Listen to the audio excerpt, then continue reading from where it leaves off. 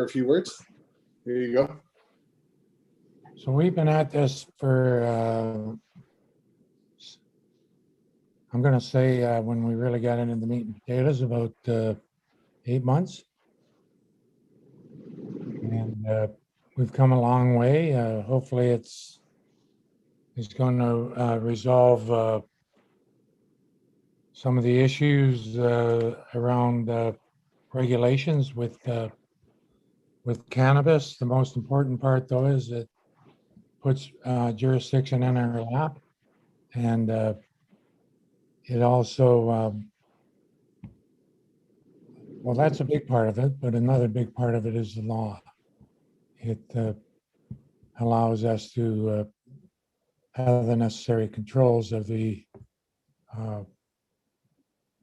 of cannabis without over regulating the industry. And we do this by not putting in the governance lap. Our job will be complete, and to turning it over to a board. What did you call the board, Larry? It's the Cannabis Control Board. And they're the ones that will be receiving and the applications, doing the licensing, and dealing with any issues as we move along. And I'm by no way don't think there'll be hiccups, maybe bumps in the road, but I do think it's the proper way of going ahead with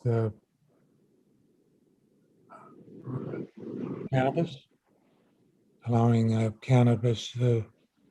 Well, there's 3 areas: the retail, the grow, and the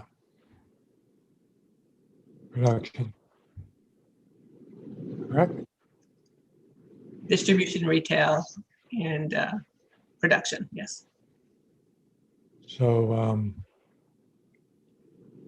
pretty well, it's been the same people working on this all the way through, and without any further ado, I'll pass it over to Sarah, who has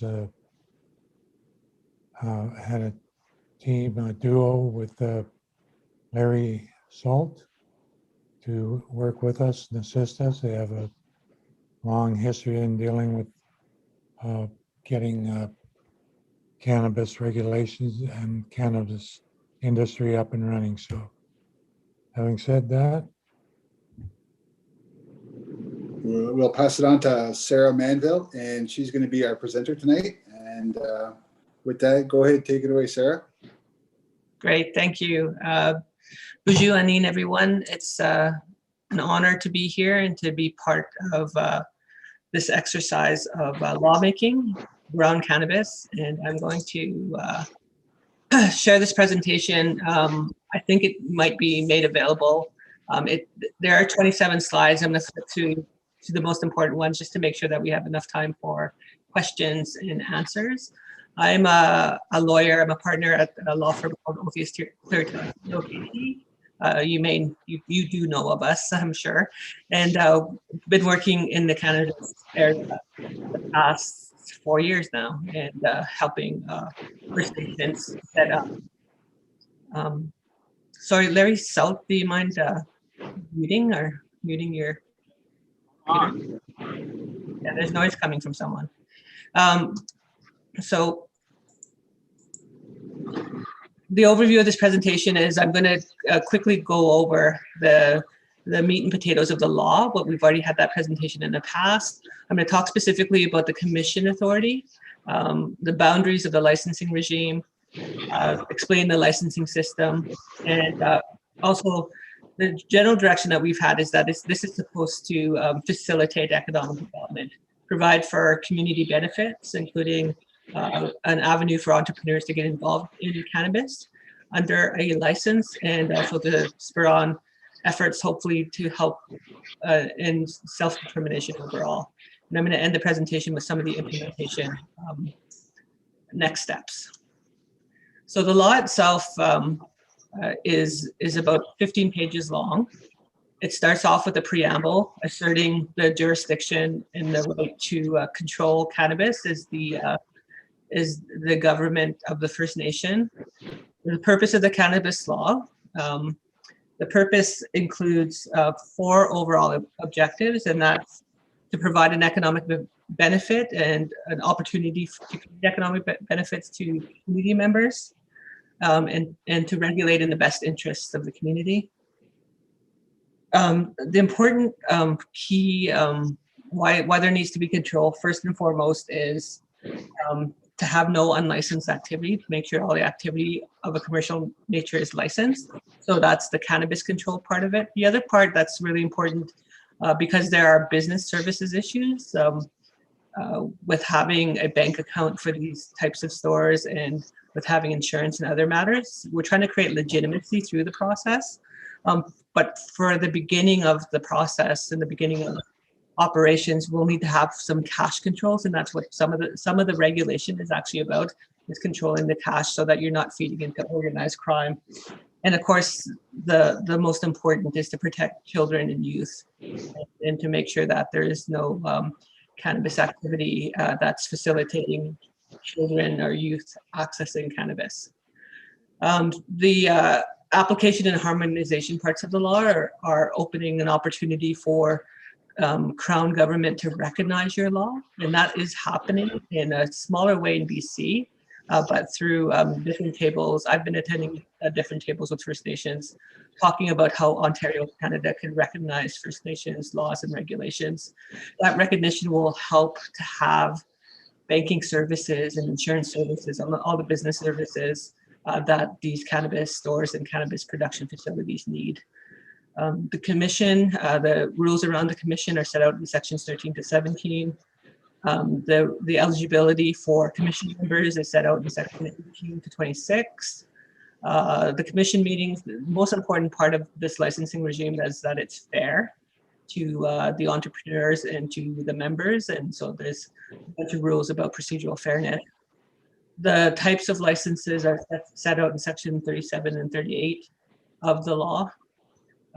The application process is set out in sections 39 to 41, setting out the requirements, and again, underlying that is to make sure that this process is fair and open to the community members. How the decisions around issuance of licenses, when they will say no, and the eligibility process is set out in sections 42 to 46. The licenses themselves will have certain terms and conditions, again, dealing with those 4 underlying objectives: to have control of the cannabis, control of the cash, making sure that all activity is licensed, is set out in section 47. There's an appeals process, again, procedural fairness, making sure the process is fair. If a decision is made, that potentially could be appealed if the applicant or license holder can prove that it didn't meet the standards of decision-making found in the law. Enforcement itself, setting up an enforcement regime so that the decision-making, if it was ever challenged in a court, would withstand any scrutiny. And the remedies and offenses, basically around licensing. It's the licensing themselves, the fact that the entities that are involved, the business people involved, will need a license to operate, and it's the licensing that is the enforcement mechanism throughout this law. There is an ability to create regulations by the commission, and the coming into force of the law happens when the law is posted on the Chippewas of Nawash website, or gazetted. So I want to point out that, so beyond that law that I've just went through, there are additional rules set out in a companion regulation. And the regulation is the finer detailed rules about how the commission makes decisions. So, that's section 1 of the regulation makes it very clear that the commission themselves don't set the policy. The laws set the law, set the policy, and the subject to the general, like the policy direction is set by chief and council. They're the policymakers, and the commission is responsible for implementing the law and any accompanying regulations. To be clear, under Section 2, the commission makes decisions because it may be a commission of 3 members or a commission up to 5 members. It's majority rules. Hopefully, there will be decisions made by consensus, but it's a majority rule decision-making process. The Chippewas of Nawash will allow the commission to operate separately, independently from the First Nation administration. So this independence is important because it is a licensing authority, and it will be separate from the political leadership. The commission itself, because it will be a commission of 3 to 5 members, can't do everything within the regulation, so they can delegate some of their powers to either an employee or an independent contractor or agent, depending on the type of budget that the commission has. I think that the sense is that we don't want this to be a very expensive commission, so I think that likely use independent contractors a lot more, or agents a lot more, for the inspections and for any of the sort of licensing enforcement. Because testing is such an important part of ensuring that these products are safe, the commissioners may designate individuals as analysts, and that's for the testing regime that's necessary for the cannabis regulation. So the most important part of this law and potentially being recognized by other crown governments, while the law can and will operate, the recognition brings a legitimacy to the businesses themselves. So right now, it's very difficult to get a bank account as a on reserve First Nation licensed store. And hopefully with recognition, and we've been in discussions with different banking institutions and different insurance companies, and they are looking at these laws, and they're seeing that they're legitimate laws, and they're looking forward to someday having business relationships with these First Nation stores and the cultivation facilities. So that's where these laws are trying to bring the economy. The most important thing is for legitimacy purposes, to make sure that you're not fueling organized crime or organized criminal activity. And here's an important definition of that. And that's a lot to do with cash control, making sure that other products aren't brought into the store that are not licensed, not legal, and making sure that it's not spurring on additional criminal activity. The commission itself will have a chairperson, and the chairperson has a bit more responsibility than the other commissioners. They make sure that the procedures are followed, particularly this regulation that I'm going through tonight is followed by the commission, and the standards are being met by the commission.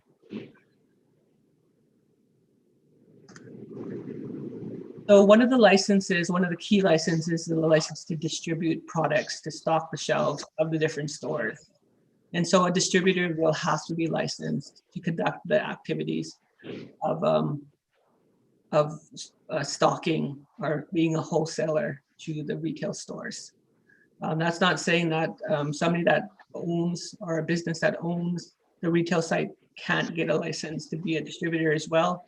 It's just that key activity is what's going to make this process legitimate.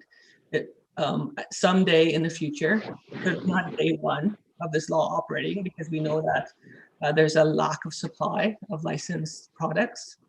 The products someday, maybe 5 years in the future, will all be licensed, but for now, there's going to be a process of distributing licensed products, as well as the commission itself approving products that may not be licensed, approving them as they're coming to these distributors. So there's an approval process that the commission has to do. And that's for normally gray market and not black market products. And there's some additional rules that the commission will have to make to outline what is gray market versus black market products. A licensed retail site is authorized to possess cannabis products and sell cannabis products to individuals over the age of 19 at a licensed store. The commission has the discretion to was they're making decisions on an application to issue a license, to renew a license, to amend a license. They also have the discretion to add terms and conditions to a license, even upon renewal. This is all in order to meet those 4 goals, to make sure that they're creating economic benefit for the community, that children and youth are not being exposed to cannabis activity, that none of this is fueling organized crimes, and that the health and safety of the community is being upheld.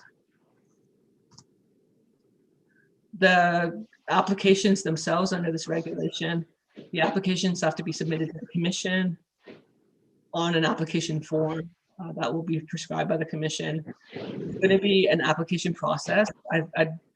I don't think anybody should think that is a store owner or an applicant that you submit an application and it's approved the next day. It's an application process, much like if you think about the Health Canada licensing process, it is a several month process. I don't think this is a several month process, but seeing it in action, it's about a 4-week process, as long as the applicant has all the information to give. And that includes things like standard operating procedures, cannabis control mechanisms, cash control mechanisms, banking relationships, potentially, forms of insurance, indemnities if you don't have insurance, things of that nature. So that's all under the checklist of the application. And like I said, it's not a 24-hour turnaround to make an application and get an approval. It's about a 4-week process. Section 28. So this is reasons why a commission might not approve, and that's if the application was false or misleading information, or if the applicant fails to disclose a material fact about their business. So one of the main things, again, is to not fuel organized crime, which is a worry getting involved with the black market. And so making sure that the commission is checking in on all known associates of the business. So this is not unlike the smoke shacks that open up and you wonder how the person could afford to open up a tobacco shop. And sometimes there is a non-native person or a non-community member behind that person fueling that activity. That type of relationship needs to be transparent, and underlying that is just to make sure that this is not fueling other sort of illegal drug or organized crime activity. So again, the onus is on the applicant to disclose all the information relevant to the application, including known associates. And that's spelled out in sections 30 and 31 of the regulation.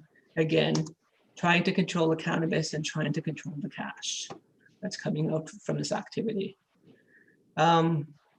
So some of the reasons why the commission may not approve an application: a licensee or an applicant will not be considered fit to hold a license if the commission reasonably believes that the applicant or an associate of the applicant has been involved in organized crime. And that will necessarily mean an investigation of some type. And again, procedural fairness. If there's a belief, then the allegations would have to be made known to the licensee or the applicant, and they would have a right to respond, potentially have a hearing in front of the commission about that matter. In addition, under section 33, and I think this is important to most First Nations, to make sure that the business doesn't have a bad environmental record and the proposal doesn't have any environmental concerns. So that's section 33 of the regulation. And also the commission may prescribe the amount of the license fees and any of the remittances that are necessary to maintain the license. And that's to make sure, again, that there's a community benefit, but also to make sure that the commission itself has a budget and is not a source of expense for the First Nation. So this is probably something that we'll talk about tonight, which is the 5% community contribution, 5% of license activity revenue.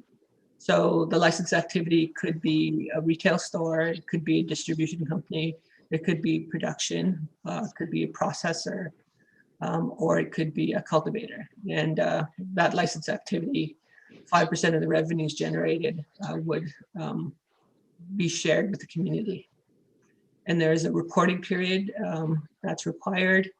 There is software, and some of the good software will actually, they will do business with First Nation online retail stores as long as they're licensed.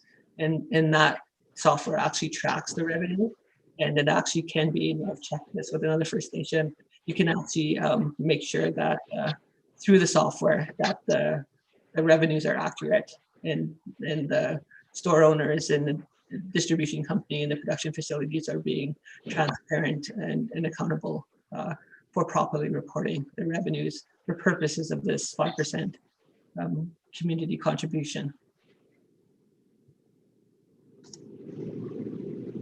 Another important element is the ability of the commission to create class terms, so to treat everybody fairly. So every retail store will have sort of the same group of terms and conditions. There will be special terms and conditions given some risk or liability associated with certain applicants. So that will also be built under the discretion of the commission to be able to do that. But these class terms and conditions actually require consultation within the community to let the chief of council know what those terms and conditions are and why they're set. And also just to make sure and to double check that commission is not creating a regime that's hard to get into, that isn't an open opportunity for everybody, but the terms and conditions are relevant and important to those 4 objectives first and foremost. It's important because there's so much business interest involved, and basically profitability depends on how you plan your business. So there's a strong sense of confidentiality within the commission, and also a strong policy in the regulations about conflicts of interest, and making sure that there is no sort of gift economy being created within the commission. The form of the application is prescribed by the commission. It includes, a bunch of information regarding cash controls and cannabis controls, inventory controls, making sure that staff are trained, et cetera, et cetera. So that's all part of the application. Section 56 is an important, again, going back to the idea that the enforcement mechanism is actually the license itself. So having the license is a benefit, and that's why the different license holders will want to comply with the regulation, because they won't want to risk having, for example, a temporary suspension or additional terms and conditions placed on their license. They want to be a good actor in the regime, and they'll hopefully comply with all the rules within the regulation. So these abilities of the commission to do these types of things, having carrots and sticks in the policy, make sure that the license holders keep in compliance, and there's sort of better operations that are meeting the mission of the law and the regulation to control cannabis. There's also a capacity to cancel or suspend a license, and the rules around that is set out in a way that is procedurally fair. And any types of penalties are considered in a way that makes the whole system fair. So there might be a whole, the license itself might be wholly suspended, or certain activities also could be suspended under the license. So that just gives more leeway to try to be fair under the circumstances. Maybe there was a smaller compliance issue, and the commission decides, well, we'll just try to restrict certain activities rather than hurting the entire livelihood of the license holder. And so that type of discretion is being afforded to the commission.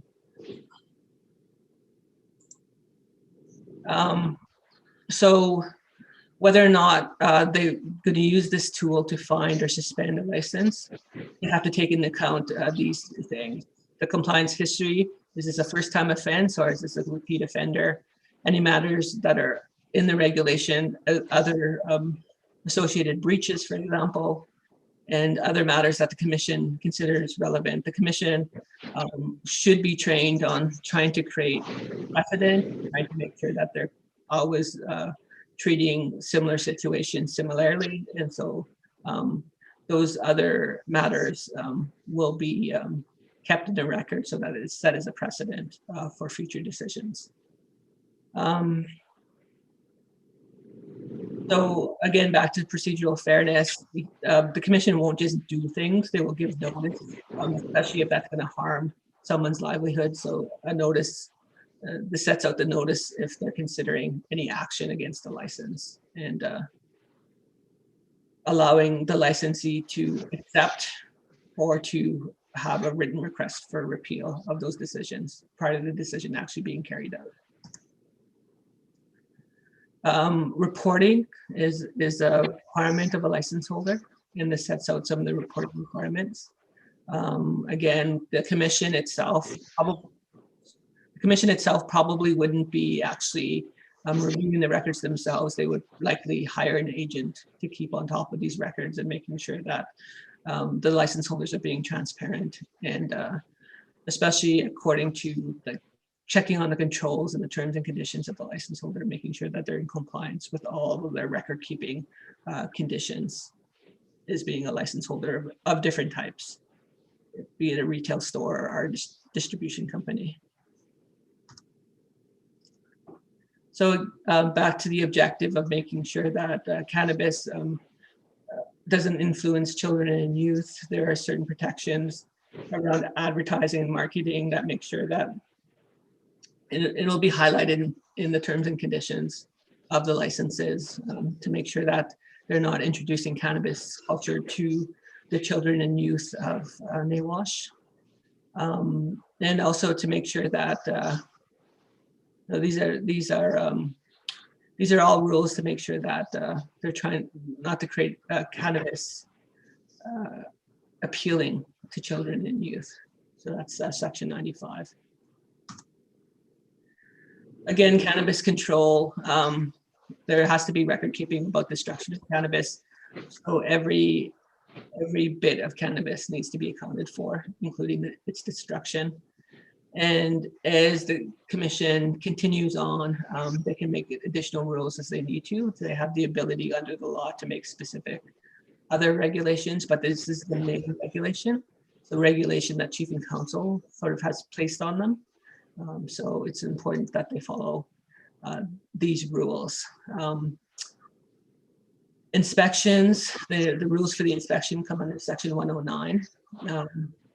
And so they only have certain discretionary authority to remove records, to examine things if they're doing their inspections. So they have to follow these rules.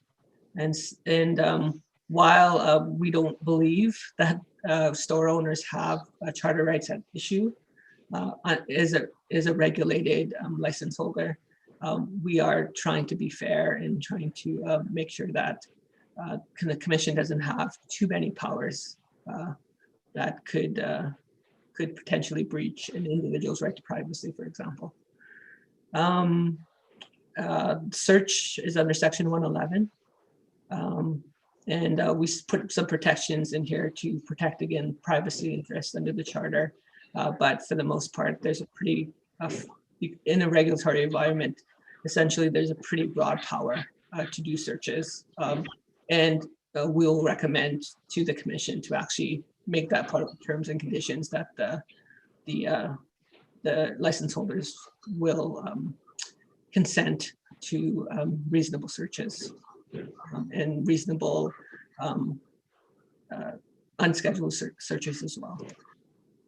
So that's going over the regulation, and certainly not fine detail. The regulation is over 100 sections long, but the regulation is mostly about promoting economic development, community benefit for the community, controlling cannabis so that it is not being promoted for children and youth, making sure there's no organized criminal activity being facilitated by this legalization regime, and also making sure that eventually the entire system will be entirely licensed. And I think that's an important goal in order for Crown governments to recognize this is a co-equal licensing regime in Canada.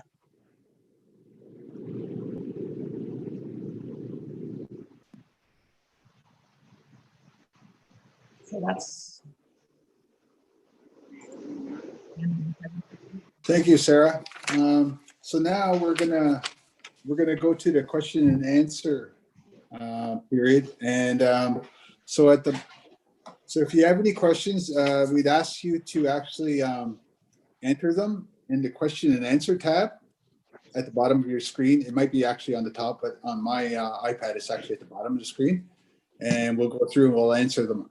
So I'm gonna actually bring up the questions and we're gonna go through them. And then with that, we're gonna ask the panelists, whoever wants to take on the question, to basically answer the question. Okay, so the first question is from Tibby Johnson. Where will licensed stores be in our community? We would not want them near private homes where there could be a lot of buyer activity and traffic.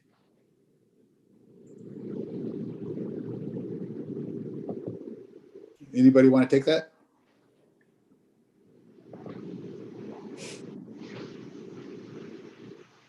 I can possibly speak to it, Sid Nagdawan. I don't think we've actually determined that yet. We were hoping to get the commission into place and kind of solidify some of the rules and regulation that need to be around the law. And I think as doing that, that would kind of give us a better handle on where these stores or whatever would be located. So I hear what the concern is about where they are in the community. So I don't think we've addressed that fully at this point until we have a little bit more information through the commission. So there's some general rules in the law itself under section 47. And section 47I says a retail site shall not be within 150 meters, which is a pretty large radius, 150 meters of a park, library, school, playground, community center, or lifestyle center. And that's again, to make sure that it's not advertising cannabis or cannabis activities happening near children and youth. That's the purpose. There's another one about cannabis stores not being placed on residential lots, but it's not defined. The residential lots is not defined, and so it would be up to the commission to defer to chief and council whether or not a store is in compliance with that rule or not. I understand the community does want to do zoning, so once that's done, then I'm sure that idea of a residential lot will be defined in the zoning law. Thank you. Okay, so I'm going to go on to the next question. And this is from Tibby Johnson. How will registered sellers be monitored? What happens with non-registered sellers?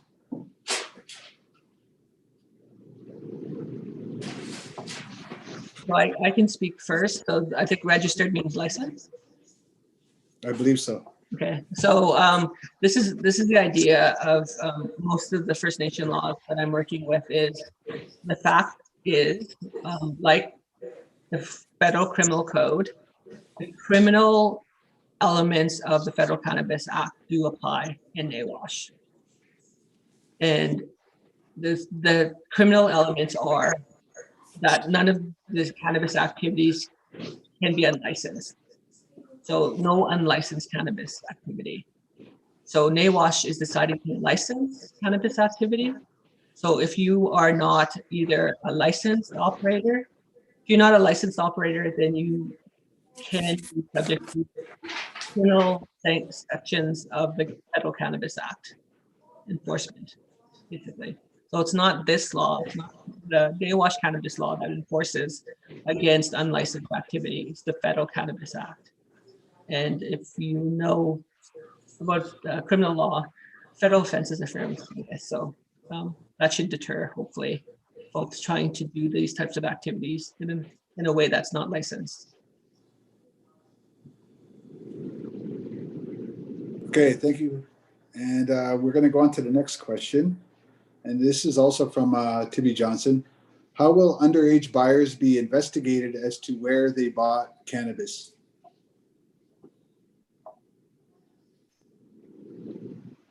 Answered in a bit of a different way. So the licensed retail stores must verify customers' age. There must be proof of age. That would be one of the terms and conditions of the retail store license holders. So underage customers will not be served by a licensed retail store in Nawash. So the enforcement under the Federal Cannabis Act or any other sort of an enforcement mechanism, it wouldn't be under the Nawash law. There's no enforcement of cannabis possession per se. There's no fines or sort of criminal-like or quasi-criminal-like sections. But if the Federal Cannabis Act does apply, someone is found in possession of cannabis, it would probably be a youth offenders like activity. But the nexus to whether or not you can charge someone for selling cannabis, like one of the retail stores breaches their license obligations of checking, they can both lose their license and also be subject to a federal cannabis offense.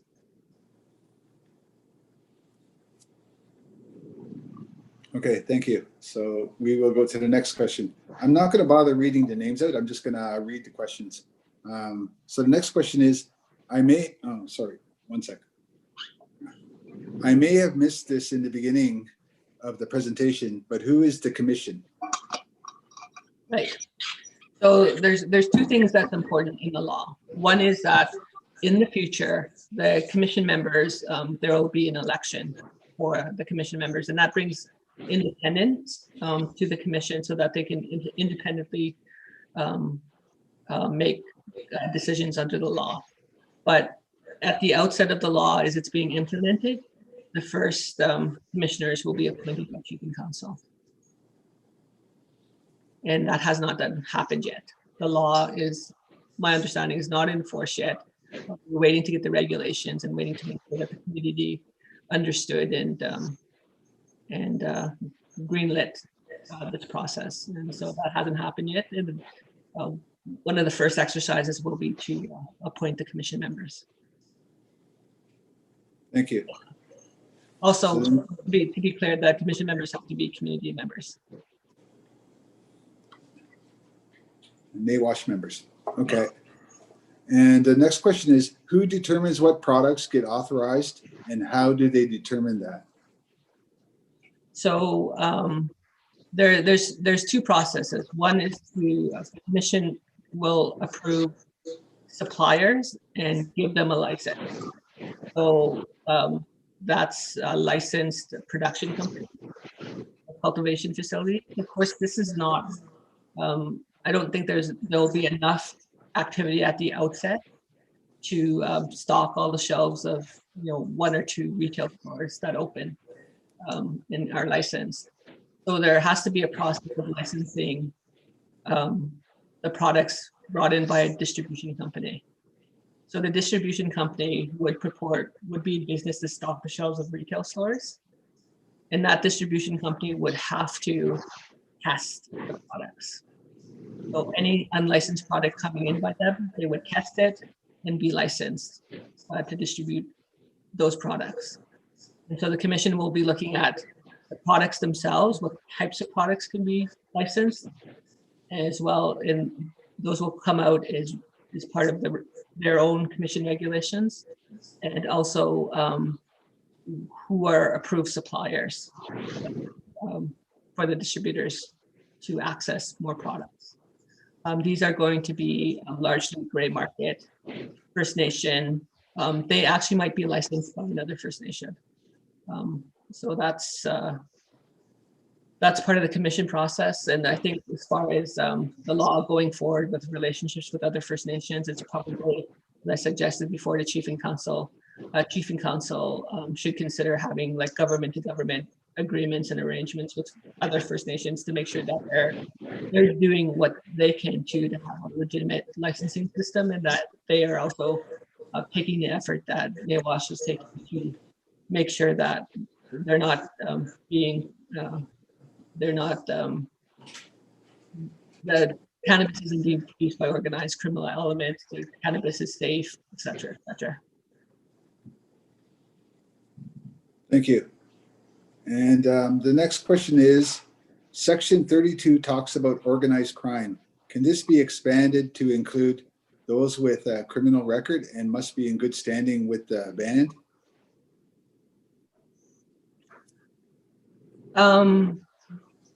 So that's, I think, so those are things to consider, the commission to consider as they're reviewing an application.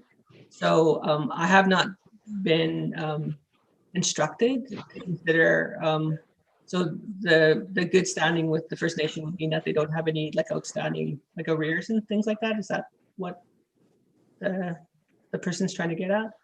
Good standing? I imagine so. I'm not 100% sure on that. Yeah. I guess I would have to clarify. Yeah, so the commission itself has discretion as they review applications, and that's a policy point. So we have to be chief and council direction to say we would prefer you to find a way for applicants if they do have unpaid bills with the First Nation, that there's some kind of reconciliation sort of agreement with us as part of the terms and conditions. That could be a possibility, but I haven't addressed that in the law or the regulations. But again, that's a policy piece, and so if there's a strong support for that in the community, I'm sure Chief Council will require that. But the other part is the criminal element. So the relevant criminal offenses are trafficking in non-cannabis illegal drugs. So because cannabis is legal, the commission, I guess it wouldn't be appropriate for the commission to not give a cannabis retail store license to somebody that was passed in the past charged with cannabis trafficking charges, for example. But if it was other drugs, I think it would be appropriate to consider those folks ineligible. The big thing is as far as relevant criminal offenses and convictions, is that the applicant shouldn't be a risk. If it's a offense that would show there's a risk that the person could feed the black market, be involved in organized crime, those are the types of offenses that they're looking for. So things like assault charges, extremely like sexual assault charges. I don't think that those types of charges would be relevant to prove an applicant is ineligible. But again, if that's what the community wants to consider, you need to tell your chief and council that, because that's a policy question that they would have to direct the commission to uphold. Again, there's charter rights. I would worry about charter infringements if it's a non-relevant criminal offense that you're not to get involved in cannabis like everybody else. So I'd worry about charter rights. Okay. And the next question is, how long is a license valid for? So the licenses in the law are valid for 5 years. Okay, that was a quick question. Okay, the next question is, how is cannabis protected? How do buyers and the community know that sellers are selling safe products? So at point of packaging, the products need to be tested. So that's basically the bright line that the commission has to draw. So if an outside producer is packaging, then that producer has to prove that they're testing. If the distributor, generally if they're receiving sort of raw product and packaging themselves, because that's really where the profit is for a distribution company. If they are doing the packaging, then they must test. So whomever puts the cannabis in a final product packaging will have to do testing. And that's important. That's an important bright line rule for the commission to follow. Okay, thank you. And the next question is, what banks or financial institutions will currently take on cannabis sales for their banking? It's interesting. Even AGCO licensed or Ontario licensed cannabis stores are having a hard time opening bank accounts. It's really interesting. And the reason why is because banks are also operating, multinational banks, and operating in the United States and operating under international law that hasn't changed yet. Cannabis accounts prove a problem. So the Royal Bank is one bank that won't open a cannabis store, even if it's an Ontario, Alberta licensed cannabis store, they won't open it. The credit unions are open to this. There is for the Kuching store that's opening in a couple of weeks, that they will have a credit union. The local credit union is opening up a bank account to them. Oh, okay. And the next question is, this one's a little more technical. What do committee members know about cannabis testing? What tests specifically?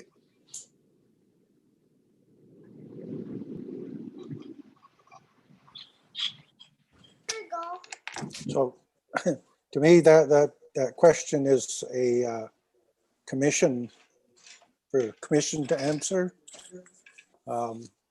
We had talked about proper training for any commission members.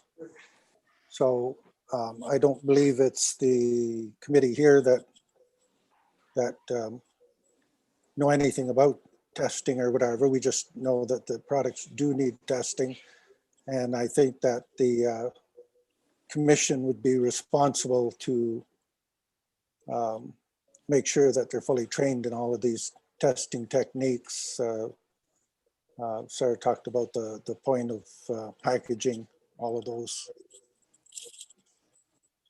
So basically, the testing will have to verify that the content on the packaging is true. So whatever is described in the packaging, if the product is 22% THC, then they have to test to make sure that the product is 22% THC. The other important thing is to make sure that there's not any sort of health hazard inside of the product, and that's the other types of testing. But this is not Health Canada testing. I'm not suggesting that you're testing to make sure that it's a pharmaceutical quality product, because I have that bias that I think that's not the best cannabis in the world if it's pharmaceutical quality. So we've been suggesting sort of regimes like Oregon that treat cannabis like the plant that it is. It's an agricultural product. And just making sure that the product, as described on its packaging, is actually tested to make sure that it is in fact what it says it is. Thank you. So the next question is section 73, will the agent handling the reports to be under the NDA? What's to stop this agent from leaking proprietary data to competitors? That's a risk. So again, the commission itself will be properly trained in making sure that the agents are in fact merit-based, that they're aware of their obligations, and that they have, just like you do when you hire someone, you make sure that they're of good character and things of that nature. So so you do your due diligence. But if that risk happens, I think that one of the things that the commission itself would be insured for is any of those types of business risks. So if there's any kind of vicarious liability related to the agent, that would be covered under insurance. Okay, thank you. The next question is, will a community impact study be conducted or completed?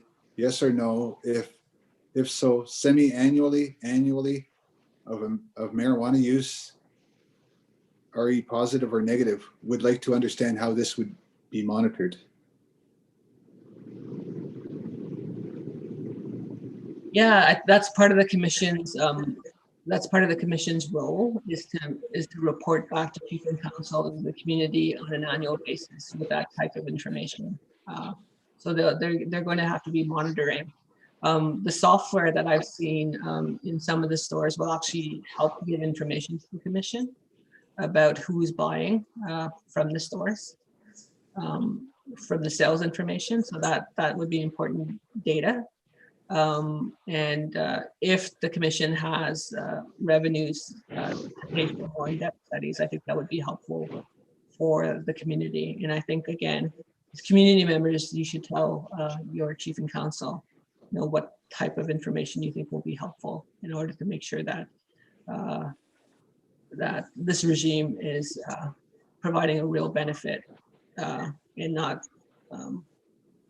creating more challenges for your community. And so that's, they'll have information and hopefully have some revenues to produce additional helpful information about how cannabis is,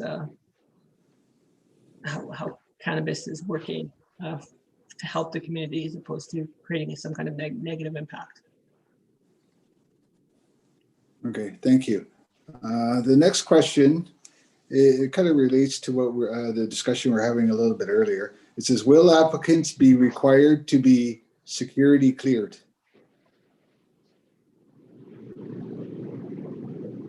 So as of now, there's no regulation like requiring security clearance per se.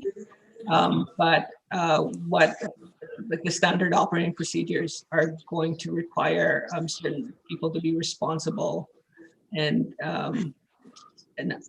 the law only suggests that the person get a criminal and financial integrity test. Financial integrity test is not that expensive. It just basically checks to make sure that the person, it checks their financial background and make sure that they're not involved in organized crime. Okay, thanks. The next question is, how will NAWASH deal with conflict of interest? It's a small community and there's a lot of relations.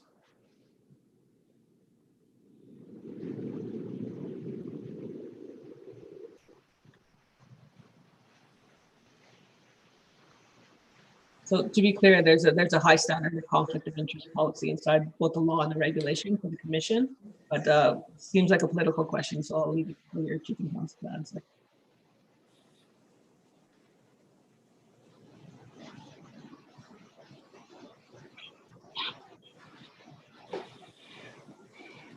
So Sid or Chief, do you want to respond to that question? Yeah, well, I think it's covered in the information that was presented to us, and so far a conflict is a conflict is a conflict.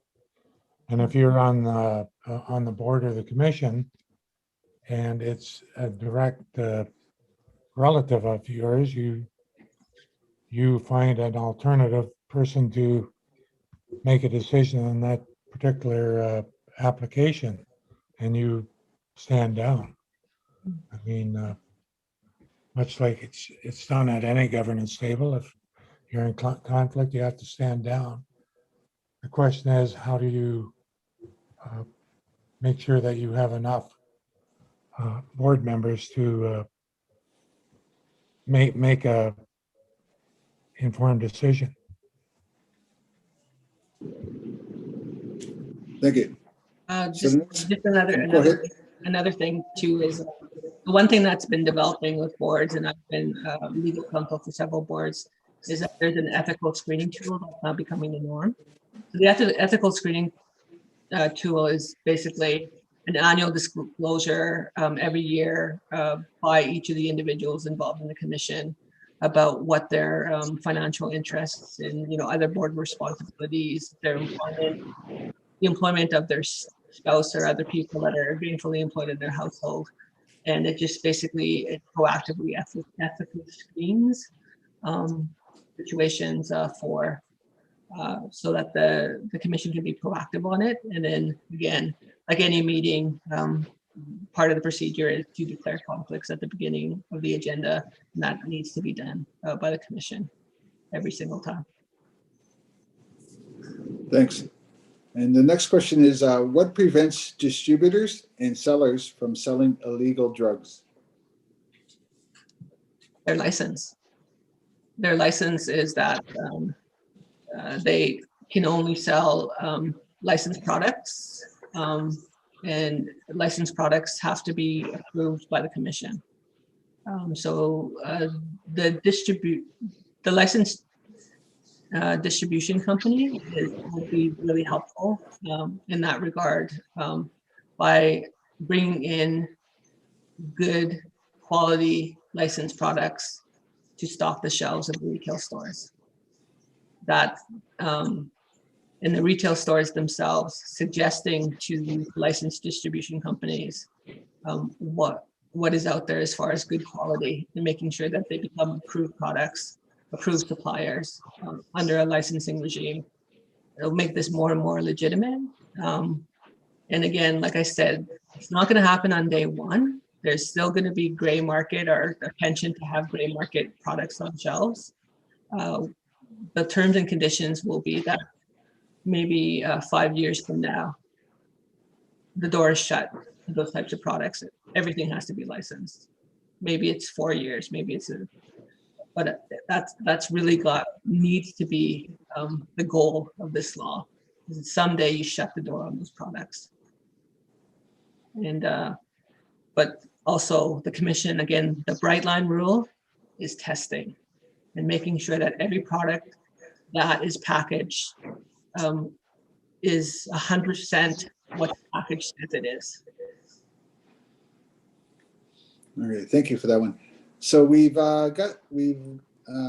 actually answered 15 questions so far, and right at the moment we have 4 more coming up. So if anyone out there has more questions, by all means, keep sending them in through the question and answer tab, and we're going to go on to the next question. So this one just leads into what you just spoke about. Cannabis testing is expensive. Who foots the bill for that? Again, it's the packager. So if you're bringing in outside product, that outside product, whoever's supplying it has to test and has to the commission standards, confirm that they're testing.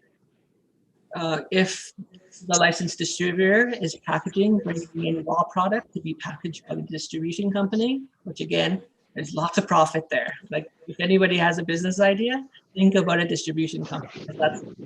That's where profit's gonna lie. The distribution company brings in raw product, packages it, needs to test at that kind of packaging. Thank you. So the next question is, it was mentioned previously about an excise duty stamp to go on products after it's been deemed approved. Does the commission pay for those stamps?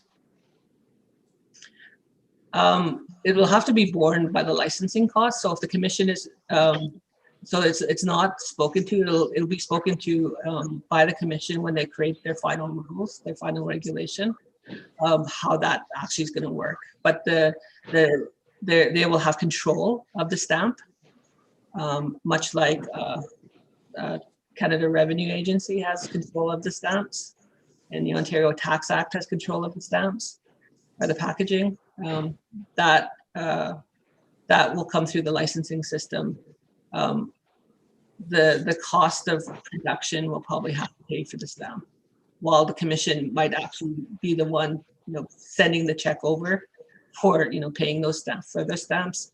It'd actually be that the cost recovery would be probably production to the producers. Thanks.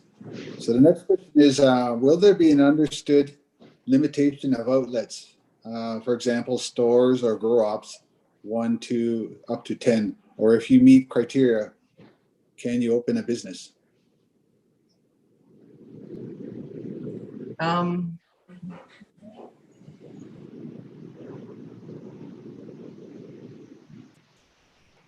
So in the law, under section 38, the commission has some discretion after it first starts operating, and their licenses are open to consult with chief and counsel to see whether or not there can be a temporary sort of reporting period on how those first 5 licenses are doing. It's in their discretion to keep on licensing after that, or to discontinue the license based on sort of reporting back with the community to make sure that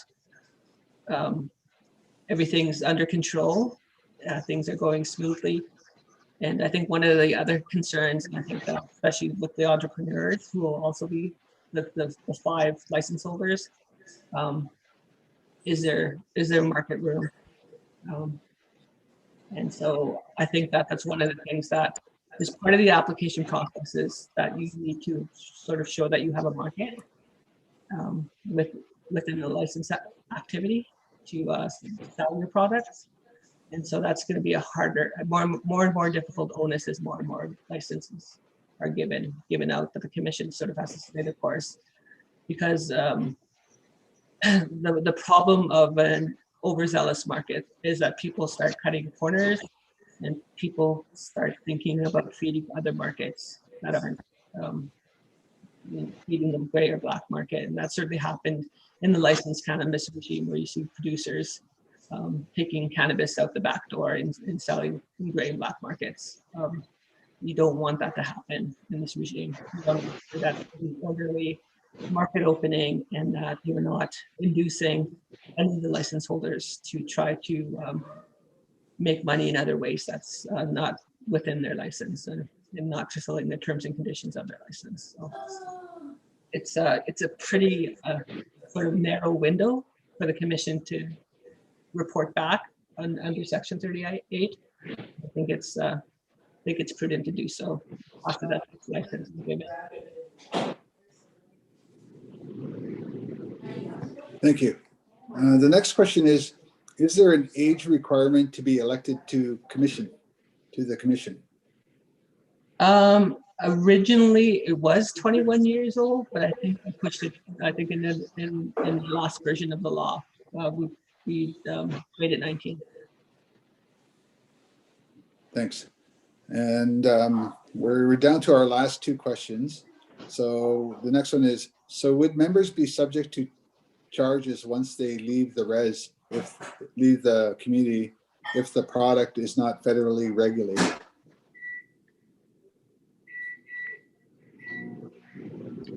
I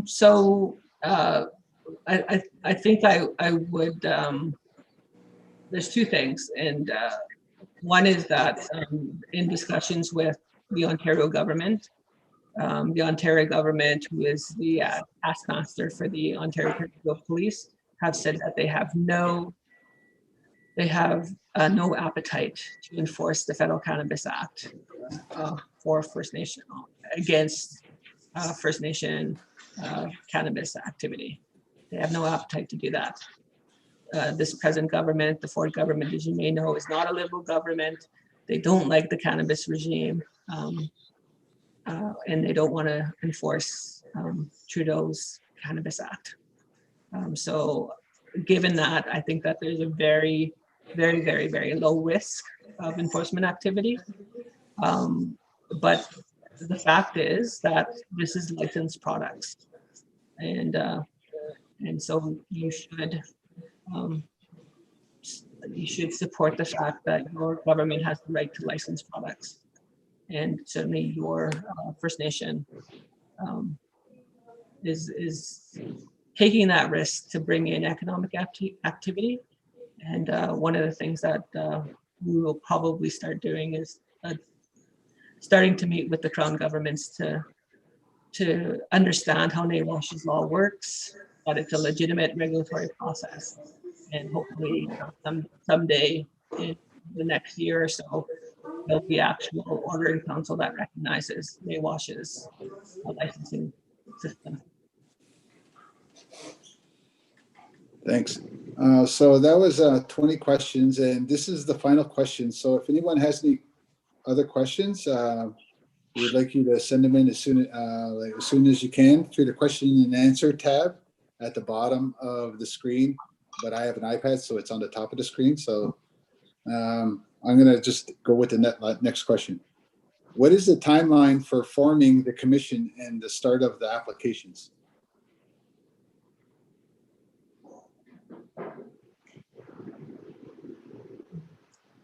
My experience is that once there's a comfort in the community to operationalize the law and the regulation, it takes about a month to get the commission members appointed and starting the training process.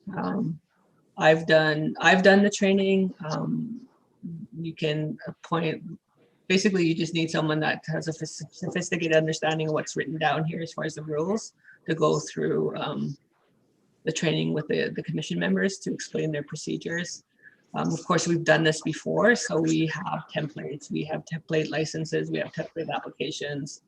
Would have to retool them for your particular law, but it's something that we could be helpful with. So I would say it would take at most 2 months appointment and training. And then again, like I said, once the applications are out there, that's about a month-long process. It's about a 4-week process from start to finish of an application. So 90 to 100 days without hiccups. If there's hiccups, then you can extend that. Okay, thank you. So right now we have no more questions, and it's about 7:45, and I think that is about it. Maybe we'll wait maybe another half a minute to about another minute and see if there's any more questions. Otherwise, we're gonna have some final remarks, closing remarks from the chief. And we can say thanks for attending, and everyone can have a good night. And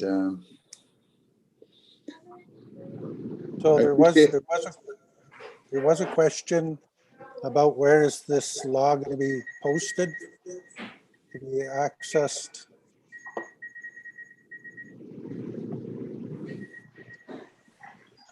It could be accessed on the nawash.ca website.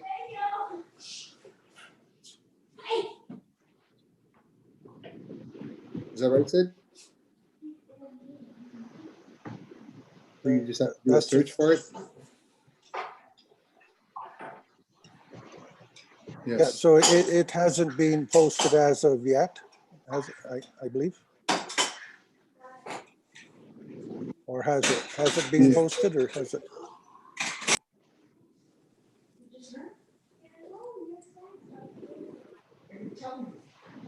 You want to check, but I believe it has been posted. I'm just going to jump in. I've posted a link in the answer section of the Q&A. It is on the website under Administration Chippewas of Nawash Bylaws. Thanks, Mike. Okay, so with that last To wrap up, thank you so much for jumping in there, Councillor Solomon King, and Sarah, you were a great help. You know these laws and regulations inside out, and you give a good explanation to all of the questions that had been put to us, and we thank you for that. I also thank Larry for his input into developing the law, and I think we're doing the right thing. I mean, it's may have caused a bit of frustration, but I think the patience in developing a law and regulations and a commission are going to decrease impacts. They're going to address keeping communities safe. They're also going to address lessening all impacts that have to be considered to keep the community safe. And doing this right will allow more of the I guess those on the fence or some naysayers to weigh in and to buy in. If it's done right, I think that we won't have any real issues. When we're talking about how many retail stores or cultivation licensing or processing plants, I believe that it has to be realistic. We don't want to be, as Sarah said, overzealous, because that creates its own problems. But I don't want to lose the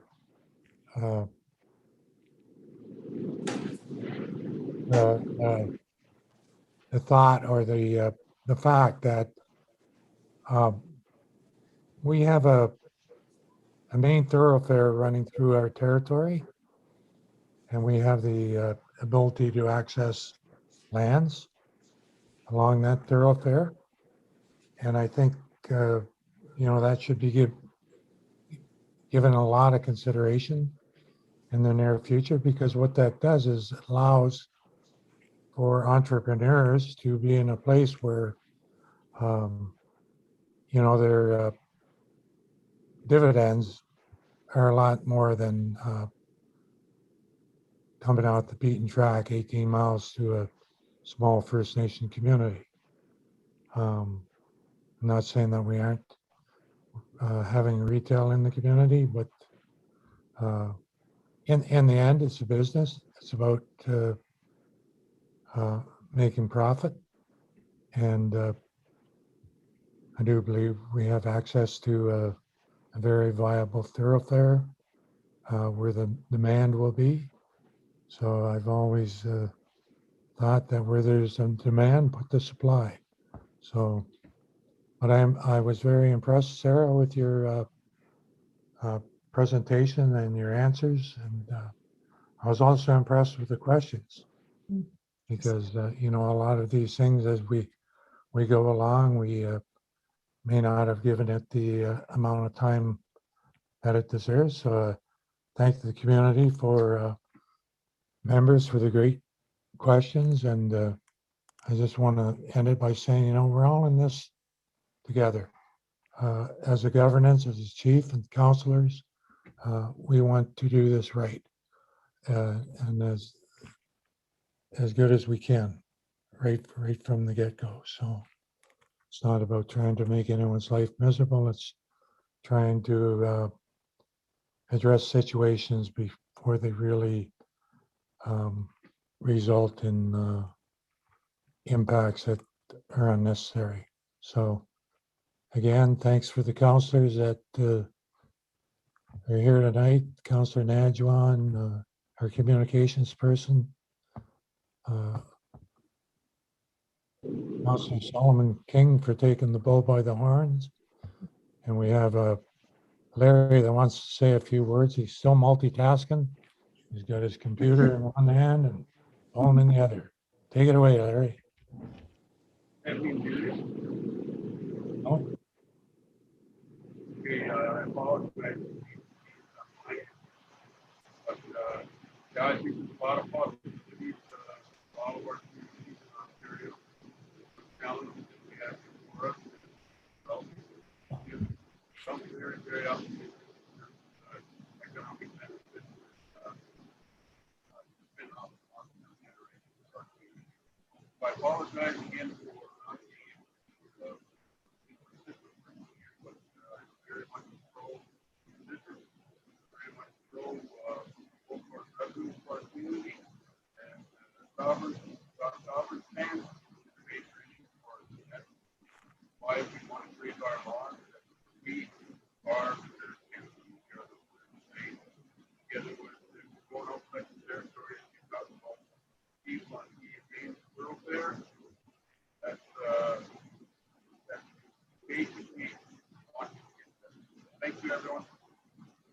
So we're having technical difficulties still with Mr. Saltz. Sarah, you're going to have to give him a crash course on those audio video devices. I'm glad the executive assistant was here to get me on. Otherwise, I'd be staring at a blank screen. Again, I thank for everyone who tuned in, and that's about all I can say. I think it's a real benefit to everyone to deal with cannabis. We called it an Everything Cannabis Committee, and I do think it had bumps in the road, but there is light at the end of the tunnel. So thank you, everyone. So Thanks, Chief. I would like to just kind of speak to the next steps and to kind of assure the community that things don't just fall off the table at this point, that commission now is the next step to getting things more firmed up and in place and get things rolling. So I myself, I would like to see in the very near future here that we address some timeframes to answer those questions when that's actually going to be in place, be out there for people to participate as the commission. Thank you. Okay, thank you everyone for attending tonight, and we shall see you all at the next meeting. And I'm pretty sure that's in the works right at the moment. I think we just have to coordinate a scheduled date. And thanks a lot for everybody out there in Cyberland for attending, and we'll keep you posted. Okay, Mike, we're signing off now.